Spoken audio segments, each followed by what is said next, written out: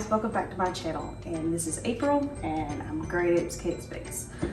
So today I have a recipe that I got inspired by my bananas that were sitting on the counter. And I don't know if you're like me, you buy bananas and they sit and you just don't ever eat them. So I hate throwing these away, and we do it all the time. So I thought, let's use them in a recipe, because most banana recipes call for very ripe bananas. So that's what we're gonna do. Today we're gonna do a banana coffee cake, and hopefully you'll enjoy it as much as I do. I've already mixed this in the bowl. It's 1.5 cups of all-purpose flour, 1.5 teaspoons of baking powder, 1/2 teaspoon of baking soda, and 1/2 teaspoon of salt. So we've got that already mixed in a bowl together. And then for the mixer, we're gonna put in our mashed bananas. So it calls for 3/4 of a cup. And I think maybe 2 or 3 would be plenty. So we're gonna open these up and get to mashing these. So we have our mashed bananas here. I'll put these in our stand-up mixer. All right, and then our 3/4 cups of mashed bananas, or I just used 3. I didn't even measure it out. And then you've got 1/3 cup of sugar, granulated sugar. And then you have 1/4 cup of brown sugar, 1/2 cup of sour cream. And then we need 1/4 cup of oil.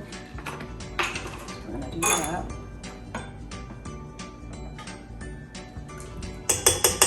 And 1 egg.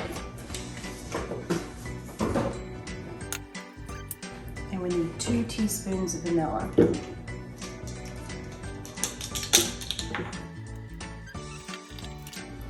And then we're gonna mix this up really good.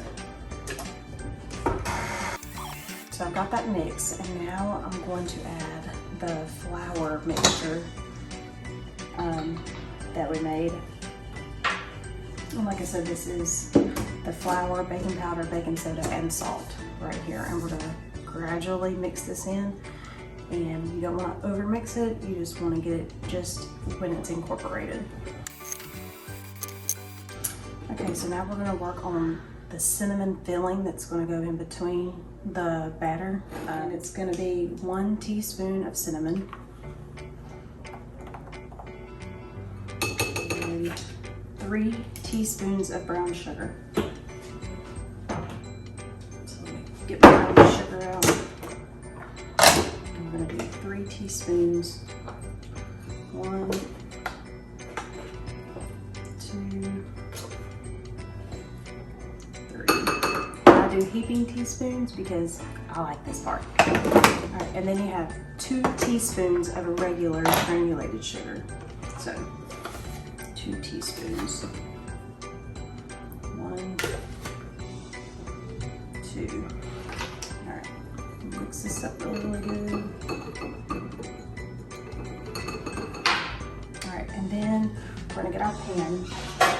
We're gonna bake this in an 8 by 8 inch square pan.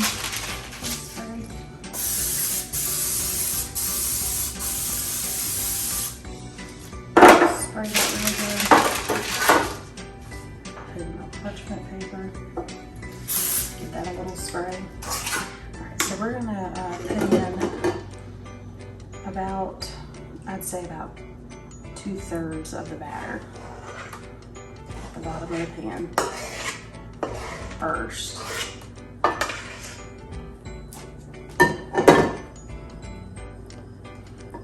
Spread that out.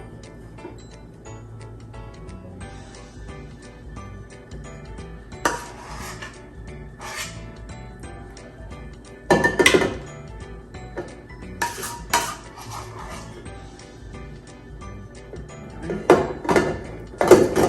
we're just going to sprinkle this all over this.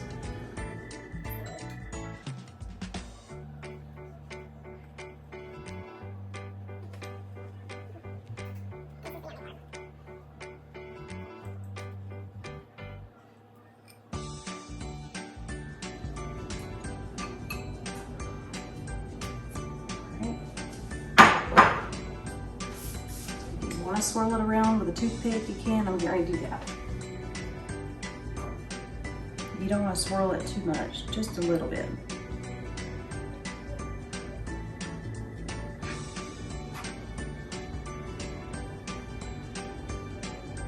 It smells so good.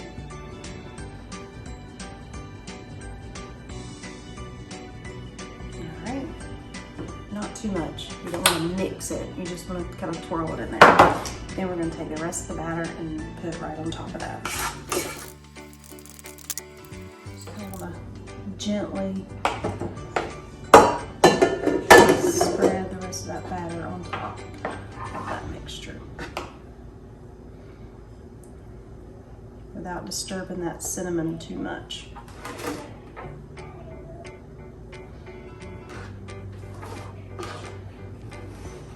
And now we're going to make the crumble for the top. So this topping, 3/4 and a cup of flour. I have a 1/4 here. I'm just gonna do it 3 times. You're gonna want 1/3 cup of walnuts. You don't have to have walnuts. If you don't care for nuts, then you can definitely skip this ingredient, but we like nuts in ours. So 1/3 cup of walnuts. And we have a 1/2 cup of butter. And it's kind of room temperature softened, not too softened. So this is a 1/2 cup of butter. Or 1 stick. And then you're gonna want a 1/3 cup of brown sugar.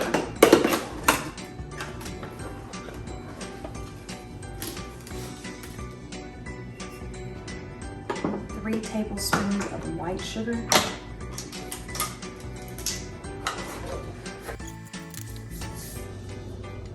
And then we're gonna do another 1.5 teaspoons of cinnamon. And just to kind of combat all the sweetness, we're just gonna do like a little dash of salt. All right, this bowl is not big enough, so I'm gonna go and grab a bigger bowl to dump this in, because I'm gonna have to get my hands in there and crumble this stuff up. I don't know why I do that all the time. I'm always trying to use little bowls that ain't gonna work. So I'm just gonna dump all of this in there. And you can use a pastry cutter. I don't know, I don't like using those. I just use my hand. My hand's clean. So I just go in here and almost like if you were making biscuits, you just wanna kind of take that butter and you're gonna wanna almost like smash it in your hand. Just like that. You're just gonna wanna make a crumble because we're gonna crumble this on the top. So you're just gonna take your hand in here like this. You're going to smash it, grab a big chunk, smash it, and just kind of squeeze it and twist it around. Feel free to use your pastry cutter if you have one. I have one, just don't like it. My hand works better.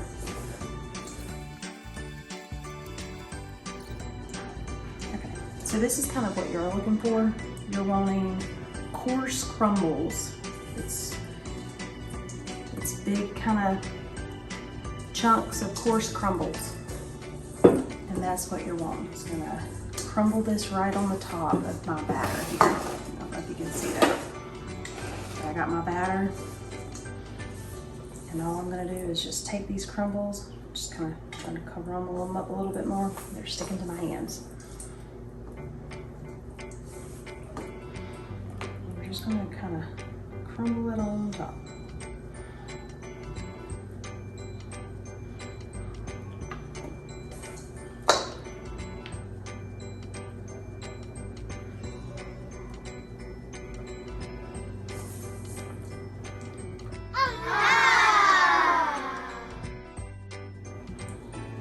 Your goal is to get it in the pan. But you know me, I'll make a mess. Okay, so here's our banana crumb cake. We've got our batter that we've divided a little bit on the bottom. We got our cinnamon filling in the middle, more batter on top, and then we sprinkle our crumble mixture on top. This is gonna go into a 350 degree oven, if I can say it right, 350-degree oven for about 30 to 40 minutes. You just want to make sure that that whenever you stick a toothpick in it, you might have some crumbles, you may see some cinnamon, but for the most part, you don't have wet batter. So 30 to 40 minutes. Let's see what this turns out like. Okay, so while our coffee cake is in the oven, it smells good. I can smell the cinnamon and the banana. While it's in the oven, we're gonna make this icing drizzle that we're going to put on top when it comes out. We're gonna have a half a cup of powdered sugar.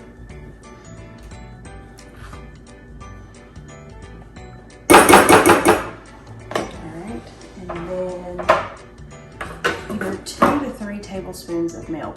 We're going to do it 1 tablespoon at a time and just eyeball it. Okay, so we'll go ahead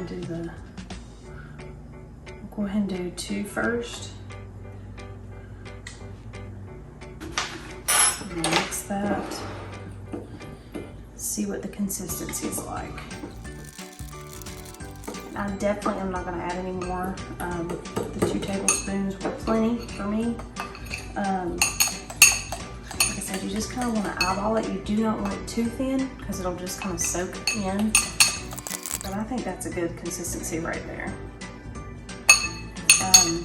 If it gets to the point where it's too thin, you can always add just a couple more teaspoons of powdered sugar back in to thicken it up a little bit.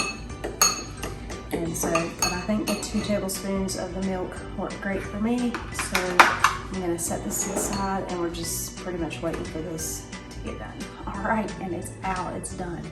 And this probably cooked for about, I'd say about 40 minutes this time. Sometimes it may be a little quicker, sometimes maybe not, but it's puffed up really good. I've got my icing that I made in the bowl earlier, and I just put it in one of my piping bags. If you don't have a piping bag, you're more than welcome to just drizzle it with a spoon over it. If you don't have a piping bag and you'd like to use this technique, if you've got a Ziploc bag, you can put it in there, cut off one of the corners, but I'm gonna just use one of my piping bags that I already have. And I did let it cool for a few minutes as well before I did this. It's still a little warm, but it didn't just come out of the oven.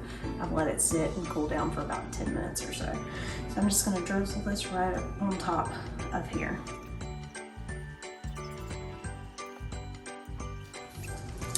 Like I said, it's probably not as cool as it should be. I'm gonna go ahead and cut it.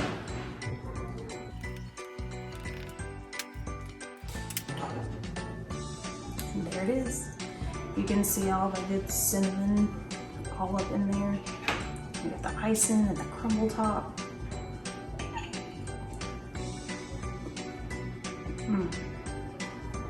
Super good. If you like banana and you like a coffee cake, definitely need to try this. This is so good. If you do try it, please let me know, like and subscribe to my channel, and I will see you again next time.